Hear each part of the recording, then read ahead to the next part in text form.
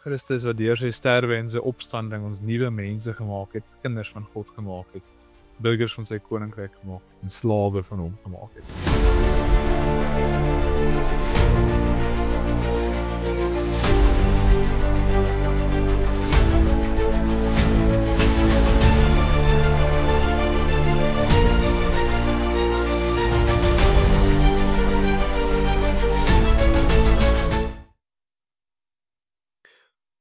Goeiedag elkeen hier by Om die Woord en goeiedag Frikkie en goeiedag Teens. Vandag gaan ons so 'n bietjie saamgesels oor vraag en antwoord 34. En voor ons begin sal ek dit dan ook net vir ons mooi lees en dan kan ons bietjie saamgesels. Nou vraag en antwoord 34 vra: waarom noem jy hom ons Here? Nou antwoord die katekismus ons: omdat hy ons na liggaam en siel en die sondes en alle heerskappy van die duiwel nie met goud of silwer nie, maar met sy kosbare bloed tot sy eiendom verlos en vrygekoop het. So, dit gaan eintlik oor hoekom Christus ons Here is, en dan word daar eintlik die rede gegee wat sê omdat ons verlos het.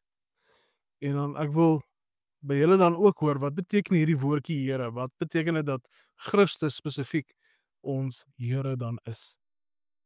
So ek gaan maar begin. So ek dink 'n groot deel daarvan dan kan Teens op by my aanvul. Here beteken natuurlik dat hy die een is wat oor jou regeer, dat hy die een is wat heerskappy oor jou. En die feit dat Christus oor ons Here is, dui ook daarop aan dat ons nie meer onder die heerskappy van die duiwel of van enigiets anders is nie. Ons is nou onder die heerskappy van ons Here Jesus Christus. Ons kan dit ook sien as ons is nou burgers van sy koninkryk. Ons is nie nou in die eerste plek burgers van die koninkryk van die wêreld nie. Ons is burgers van die koninkryk van God. Daarom noem ons hom Here. Ja, ekskuus, 'n ander element daarvan is ook dat ons is nou gehoorsaam aan hom en nie meer gehoorsaam aan die duiwel. Ja, ek dink die woordjie Here spesifiek beteken eienaar. So dit bring dit nogals mooi na vore wat Frikkie ook gesê het, nee, jy's 'n slaaf van die duiwel, van die sonde. En as Christus jou loskoop van die duiwelse heerskappy, dan is hy jou eienaar, nee. Dit wat jy is dan sy dienskneg of sy slaaf eintlik, nee. Jy is leeg van jou eie belange, jy leef vir jou Here se belange, kan 'n mens eintlik sê. So dit's 'n baie ryk begrip dat hy ons eienaar, ons Here is. Hy het ons met sy bloed gekoop, kan mens ook sê, en daarom is ons sy besitting en hy is ons Here. Ja. Ja, soos ek dit verstaan, die woord Here kan eintlik maar ook koning wees. Omdat dit ons dan deel van God se koninkryk is Christus ons koning. So is eintlik mooi hoe daai saamwerk. En soos jy reeds genoem het, is omdat ons vrygekoop is, daar waar ons eintlik maar soos dis 'n bietjie 'n kras beeld om te gebruik, maar soos daar slawehandel gedoen was in daardie tyd waar die slaaf van waar die eienaar van een slaaf die slaaf verkoop het 'n ander eienaar daai slaaf losgekoop en hy was toe die nuwe eienaar oor daardie slaaf. En so sien ons dan die twee eienaars wat daar is Christus en daar is ons sondes, die Satan. Ons was onder die heerskappy van die Satan, onder die heersing van ons sondes, eie sondige begeertes. En Christus kom en deur sy bloed koop hy ons vry daarvan. Maar wat impliseer dit dan as ons nou onder hierdie nuwe eienaar is, hierdie nuwe koning is? Wat beteken dit dan vir ons prakties ook dan gewys? Ek dink as ek kan begin, as 'n mens kyk hoe Paulus homself hy beskou homself of hy stel homself in van sy briewe bekend, apostel van Jesus Christus. Hy's 'n apostel en 'n diensknegt van Jesus Christus om die waarheid te sê, nee. Apostel, hy's gestuur, hy het 'n opdrag, maar hy's ook 'n slaaf, nee. So dit kom weer met daai ding van jy word totaal en al geregeer deur die wil van hom wat jou Here is, nee. En dit maak dit dis baie prakties vir die lewe, nee, vir liggaam en vir siel. Jy leef sy wil, nee, jou lewe gaan oor hom. Dit as daar een bepalende faktor is in jou lewe, dan is dit wie Christus is en wat hy vir jou wil hê. Ja, nee, Ja, om net 'n bietjie by te voeg ook daar. ekskuus vir ek kan Ekskuus Skaal. Is reg. Die mens is in sy aard dienend of soekend of 'n slaaf. Alle mense is slawe van iets. En jy is of 'n slaaf van die sonde en die duiwel of jy is 'n slaaf van die Here. En hy het jou vrygekoop en jou verlos met sy bloed. So hierdie slaaf van Christus wees is nie noodwendig Skalk het nou gesê dis dalk 'n kras beeld, maar dit is wel die beeld wat die Bybel gebruik. En dis nie 'n onderdrukkendheid nie of 'n swaarheid of so nie. Kyk, om 'n Christen te wees, is nie maklik noodwendig nie, maar om 'n Christen te wees is waar jy ware diepe vreugde en vrede en vryheid vind. Jy is gemaak en beskep om te dien, om die Here te dien. En wanneer jy klomp ander dinge dien, afgode dien, dan dis wanneer jy eintlik jy weet onvervuld en alles anders wat sleg is ervaar. Maar wanneer jy doen waarvoor jy geskep is om te doen, dis om die Here te dien. Dis wanneer jy ware diepe vreugde en geluksaligheid dien. Ja. Nou 'n lekker ou vertalingswoord se gebruik. Ja. Ja, nee, ekskuus vir ek net om maar aan te las.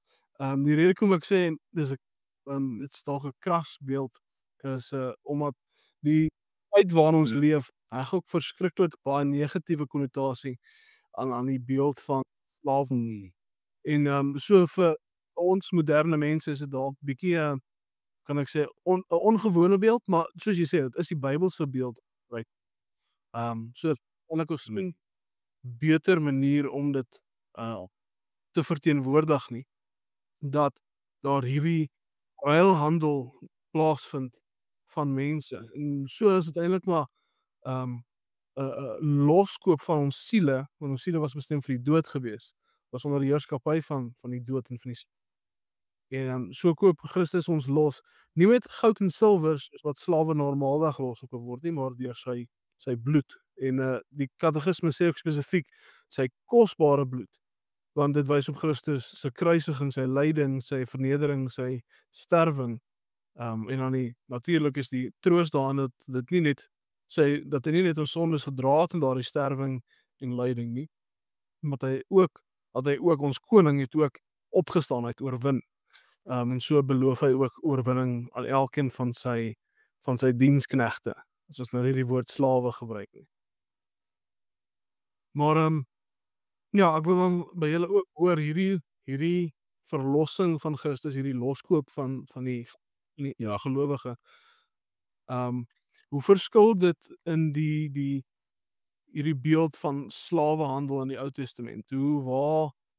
Jy het reeds so 'n bietjie daarvan gepraat. Hoe verskil Christus se koningskap en heerskappy teenoor die menslike eie slawe eienaars in daardie tyd?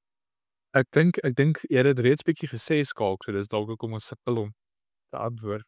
Dit is nie met silwer of goud wat mens losgekoop is nie. Dis nie 'n mens wat 'n ander mens domineer nie of iets soos dit nie. Dit is Christus wat deur sy sterwe en sy opstanding ons nuwe mense gemaak het, kinders van God gemaak het, burgers van sy koninkryk gemaak het, en slawe van hom gemaak. So in daardie sin is dit heeltemal anders as 'n aardse slawehandel waar een mens 'n ander mens besit en waar hulle met goud of silwer of geld of wat ook al gekoop word. Hierdie is 'n verandering van wie jy is. Dit is nie net 'n verplasing van eienaarskap nie. So die Here kom verander jou as wese deur die Heilige Gees, deur sy sterwe en opstanding los te koop met sy bloed. Ja. Ek dink 'n belangrike ander ding wat ons ook net moet uitlig, as ek as ek nou die Bybelse tyd geleef het en ek het 'n slaaf gekoop, dan het ek geld gevat en ek het dit oorhandig aan daai slaaf se eienaar, nee. Maar nou as ons praat oor Christus wat ons losgekoop het, dan bedoel ons nie daarmee uit met sy bloed, hy het nie die duiwel betaal vir ons nie. Nee. Dit is 'n baie belangrike ding om uit te lig. Die betaling wat hy gemaak het was aan die Vader, nee. Dit is God, want ons was skuldig teenoor God. En omdat ons skuldig was teenoor God, het die duiwel ons gevange gehou, nee, deur ons aan te kla. God het daardie gevangenskap beëindig deur die duiwel se mond te snoer, nee. En dis waar die bloed van Christus as betaalmiddel inkom. Sy lyding wat in ons plek was. Ek dink dis net 'n belangrike punt om te noem. Ja. Nee, baie dankie Teens. So dis waar hoe kan jy sê hulle 'n beeld het gewoonlik een boodskap en een idee wat dit wil oordra, en so hoe meer jy in 'n beeld inlees, hoe gevaarliker raak dit. So wat jy ook daar met vir ons daai duidelikheid aan herinner. Maar dan wil ook dan een laaste vraag aan julle vra. Met dit nou genoem dat ons losgekoop is van die Satan, en losgekoop is van die straf wat op ons sondes gewag het. Wat se troos is daar vir ons dan in hierdie feit aangaande ons stryd teen ons sonde, daar waar ons nog daagliks teen ons sonde moet stry? Wat se troos lê daar vir ons in hierdie heilsfeit? Die groot troos is dat hierdie stryd is reeds oorwin. Ons is reeds vrygekoop van hierdie sonde. Ek dink dis maklik vir 'n gelowige wat sukkel met 'n sonde, om te voel hierdie sonde gaan jou nou wen, of hierdie sonde gaan jou onderkry, of iets soos dit, maar om te weet dat Christus het jou reeds vrygekoop. Jy is nou syne. Hy het reeds daardie sonde betaal, en deur die werk van die Heilige Gees in jou hart, is daar volkome verlossing daarvan. So dis in daai sin baie vertroostend en bemoedigend vir die gelowige om te weet dat hy is nie meer onder die krag van die sonde nie. Veral omdat ons nou nog in hierdie bedeling stryd in die sonde. Ja, ek dink die oorwinning is beklink en die oorwinning word gerealiseer in ons stryd teen die sonde. Dink ek is 'n mooi manier om daaraan te dink, nee. En dit sal gerealiseer wees in die ewigheid, nee, wanneer ons nie meer sonde het nie, maar ook wanneer ons verheerlik word. Dan word dit wat Christus klaar vir ons gedoen het aan ons voltooi. Ja. Ja, baie dankie julle, dan laat ons daar vol staan, tensy enige vir julle nog ietsie wil sê of vra dalk. Dan sê ons baie dankie vir julle twee, baie dankie Frikkie en baie dankie Teens, en dan sê ons ook baie dankie aan elke hoorder en luisteraar. Dan sal ons julle volgende week sien. Totsiens. Dankie. Totsiens.